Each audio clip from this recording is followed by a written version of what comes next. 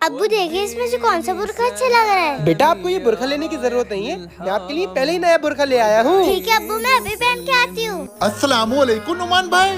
वालेकुम अस्सलाम। 15 तारीख को मेरी शादी है, आपको आना जरूर है पूरी फैमिली के साथ। अरे इंशाल्लाह बिल्कुल, मेरी पूरी फैमिली आएगी आपकी शादी में। अब्बू मैं कैसी लग रही हूँ? अरे नुमान भाई, आपकी बेटी ने तो अभी से बुरखा पहन लिया, ये तो अभी बहुत छोटी है और बुरखा तो बड़ी औरतें पहनती हैं। अरे नुमान भाई, फैशन खराब हो रहा है। अरे फिरोज भाई बुरखा दो। रुकिए अब्बू, मैं समझाती हूँ, 1 मिनट। इन दोनों लड्डू में से एक लड्डू थाली जो आपको खाना है।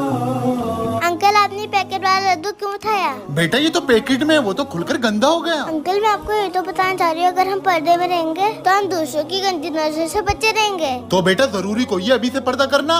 अगर मैं अभी से पर्दा नहीं करूँगी तो सबसे पहले मेरे अब्बू जहन्नुम में जलेंगे, उसके बाद वो लोग जहन्नुम में जलेंगे जो लोग मुझे गंदी नजर से देखेंगे। लोगों को खबर क्या है।